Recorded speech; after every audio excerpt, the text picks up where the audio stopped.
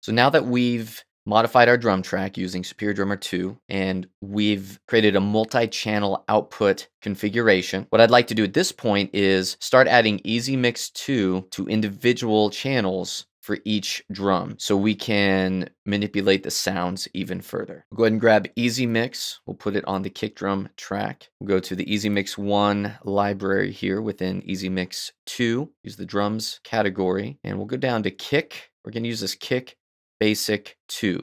And it basically just gives you a compression and character dial on the left. So we have some EQ happening, some compression, and kind of an overloud saturation effect. So let's take a listen to the default settings here. I'm going to solo the bass drum.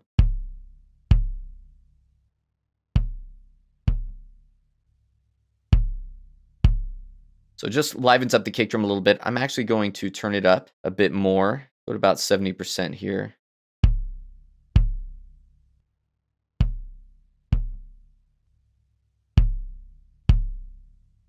Just gives the bass drum a little bit more presence. Move on to the snare drum. We're going to do a couple different things on the snare drum. So for the first effect, we are going to go to the Mark Needham EZmix 2 pack. We'll do the snare 1 preset, and I'm basically going to leave this in the default state. I'll solo the snare drum. Let's take a listen.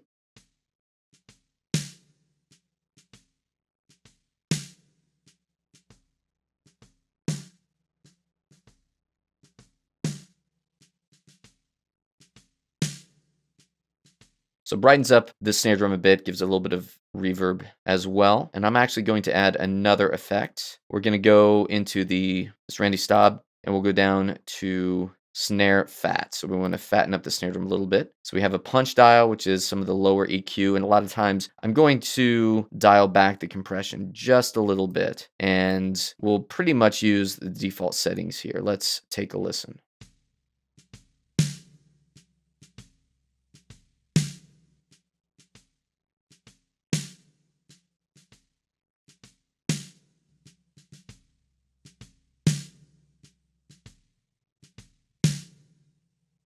Let's go ahead and A/B this plugin change, both of these EZmix plugins on the snare drum so you can hear what it sounds like with no plugins and with both this EZmix snare 1 preset and the snare fat preset.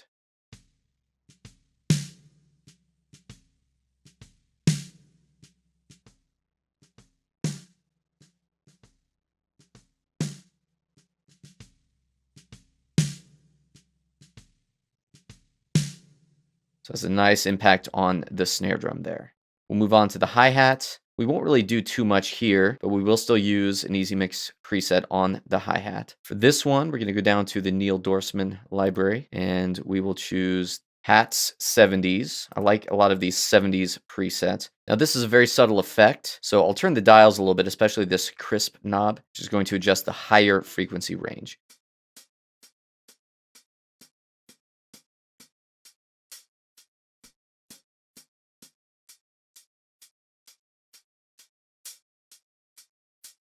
Let's grab an EZmix for this first tom, and we're going to go to the Chuck Ainley EZmix 2 library. I like this because he has some nice presets for toms. High toms, low toms, so you could put the high toms on any of the rack toms, low toms on the floor toms. So we're going to use this high toms. For this, I will go ahead and bring up Superior Drummer 2 so that I can actually play the tom along with the plugin.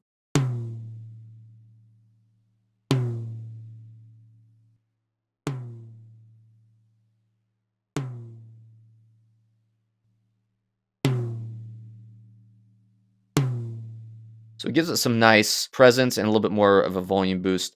Now, we'll turn the dial so you can hear what these do.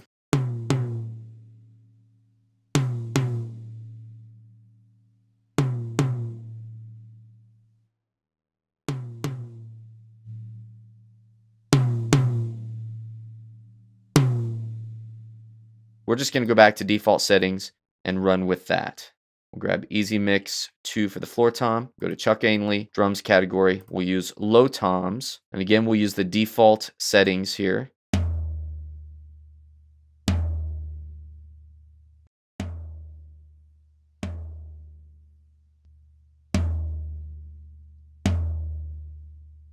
So we'll just keep that its default state. Now for the overhead, I'm actually going to leave it alone. If we take a listen,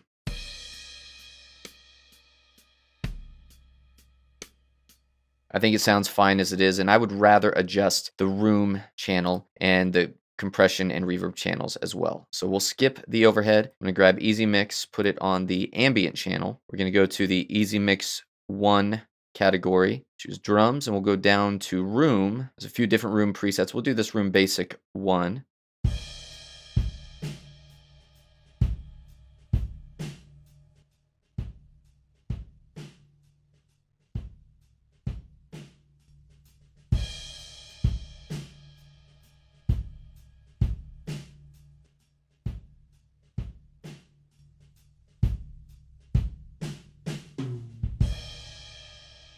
So definitely livens up the ambience a bit. Let me play it again and we'll turn some of the dials so you can hear what this preset does.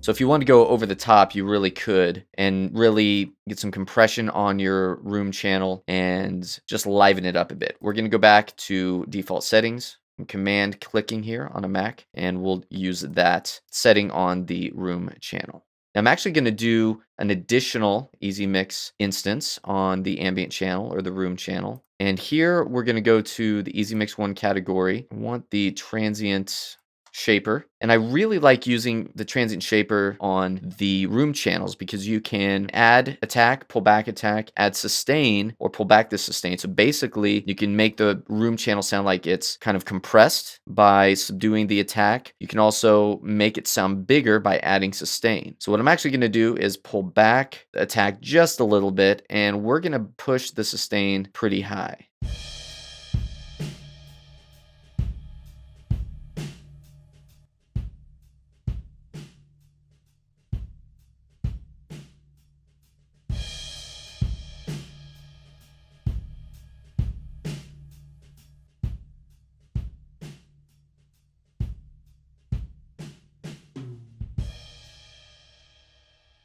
Now that may sound like a bit much, but in context with the mix, it actually works pretty well. So let's take a listen.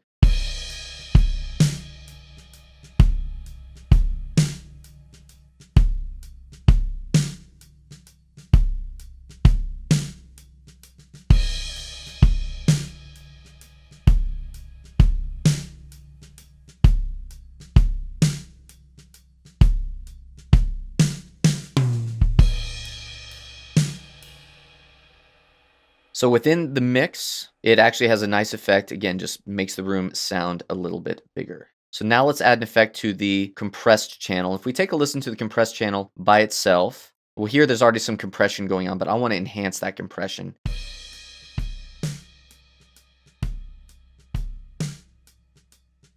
So basically that's our drum mix with a little bit of compression applied. That was already happening within EZdrummer 2 and within Superior Drummer 2. In fact, if we look at the Superior Drummer 2 plugin, we can see they're doing a bus send. So they're sending a copy of all of the close mics and also this overhead mono, it looks like. And that's all going to this comp channel where they have some kind of compressor compressing that signal. But I want to do a bit more with it. So we're going to go to the EZmix category again. We'll go to drums, and we're going to go down to this parallel drums preset here.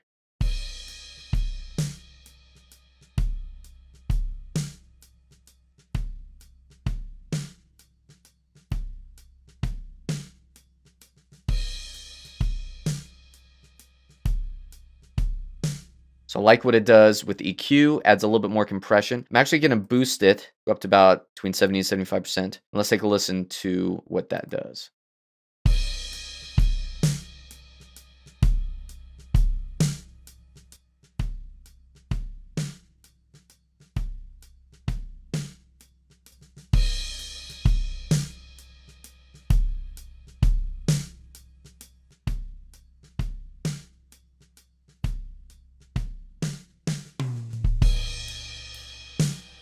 So really enhances the sound of this compressed channel. Let's take a listen to it in context with the full drum mix.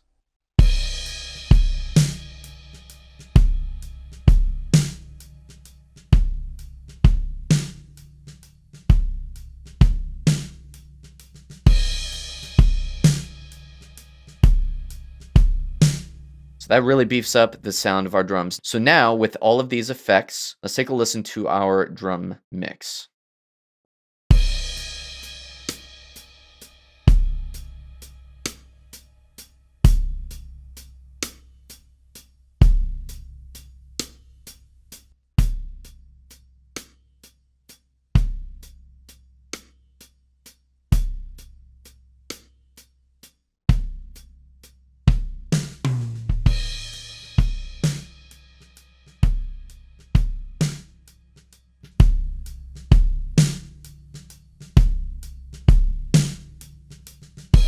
Thanks for watching, and we'll see you in the next video.